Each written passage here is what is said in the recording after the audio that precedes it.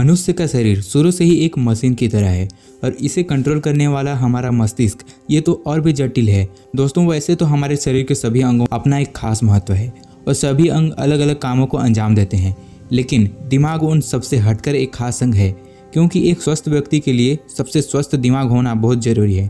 और वैसे में हमें अपने दिमाग से जुड़े तथ्यों को जानना भी बहुत ज़रूरी है।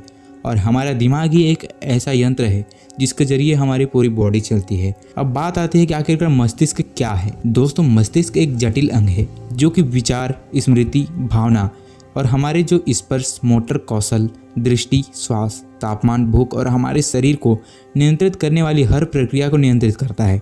और मस्तिष्क और उससे फैली रीढ़ की हड्डी मिलकर केंद्रीय तंत्रिका तंत्र यानी कि CNS बनाते हैं। मुख्य रूप से मस्तिष्क 3 भाग होता है और इसमें एक अग्रभाग और एक मध्य और पश्च भाग होता है। तो आइए मैं आपको हमारे मस्तिष्क से जुड़े कुछ अनोखे तथ्य के बारे में बताता हूँ। दोस्तों वैसे तो हमारे शरीर ऑक्सीजन हमारे शरीर के लिए काफ़ी बड़ा महत्वपूर्ण होता है, क्योंकि ऑक्सीजन अगर हमारे शरीर में बराबर ना मिले तो ये हमारे शरीर को काफ़ी ज़्यादा इफेक्ट करेगा, जिसकी वजह से आदमी डेड तक कर सकता है। तो आइए जानेंगे कि आखिरकार ऑक्सीजन का प्रभाव हमारे मस्तिष्क पर कैसे पड़ता है। दोस्तों अगर 5 से 10 मिनट तक दिमाग में ऑक्सीजन की कमी हो जाए तो यह हमेशा के लिए डैमेज हो सकता है। और दिमाग पूरे शरीर का केवल 2% होता है, लेकिन यह पूरी बॉडी का 20% खून और ऑक्सीजन अकेला इस्तेमाल कर लेता है। और ऐसा इसलिए होता है क्योंकि हर वक्त हमारा दिमाग ही काम करता है, क्योंकि अगर हमारा दिमाग ही काम नहीं करेगा तो हमारी पूरी बॉडी को कंट्रोल ही कैसे करेगा। और हमारा दिमाग लगभग 40 साल की उम्र तक बढ़ता रहता है, उसके बाद इसका विकसित रुक जाता है। और उसके बाद आपने यह अंदाज़ा लगाया हुआ होगा कि 40 साल की उम्र के बाद मनुष्य का जो दिमाग होता है वो धीरे धीरे काम करना भी बंद करने लगता है। और हमारा जो मस्तिष्क है वो सबसे अधिक चर्बी वाला अंग माना जाता है, क्योंकि हमारे दिमाग के 60% हिस्से में चर्बी होती है और इसलिए यह शरीर का सबसे अधिक चर्बी वाला अंग है। सर्जरी से हमारा आधा दिमाग हटाया जा सकता है और इससे हमारी यादों पर भी कुछ असर नहीं पड़ेगा। और ऐसा इसलिए क्योंकि हमारा दिमाग 2 है, एक लेफ्ट और एक राइट में, और ये काफ़ी अधिक चर्बी वाला अंग है। दोस्तों जो बच्चे 5 साल के होने से पहले 2 भाषाएं सीखते हैं उनके दिमाग की संरचना भी थोड़ी सी बदल सी जाती है, क्योंकि वो छोटी सी उम्र में ही 2 भाषाओं का आकलन करने लगते हैं। ऐसे में हमारे मन में एक सवाल तो जरूर आता है कि आखिरकार हमारी इस जटिल प्रक्रिया यानी कि मस्तिष्क के बारे में सबसे पहले अध्ययन किसने किया। तो दोस्तों दिमाग के बारे में सबसे पहला उल्लेख 6000 साल पहले सुमेर से मिलता है। और दोस्तों आपको जानकर हैरानी होगी, 90 मिनट तक अगर आप पसीने में तरबतर रहते हैं तो आप हमेशा के लिए एक मनोरोगी बन सकते हैं। और ऐसा क्यों होता है? तो दोस्तों ऐसा इसलिए होता है क्योंकि हमारा शरीर जब काफ़ी ज़्यादा पसीने से भर जाता है तो हमारा दिमाग भी हिट होने लगता है, जिसकी वजह से ही इसे कहा गया है कि मनोरोगी हो सकता है। दोस्तों जैसे जैसे हम छोटे से बड़े होते जाते हैं हमें अपने बचपन की यादें भी भुलाते जाते हैं, और हमें अपने बचपन की कुछ ही यादें होती हैं जो हमें बचपन की याद रहती है, और बचपन के कुछ साल हमें याद नहीं भी रहते। दोस्तों यह इसलिए होता है क्योंकि उस समय तक हिपोकैम्पस विकसित नहीं होता है, और यह किसी चीज़ को याद रखने के लिए बहुत ज़रूरी है।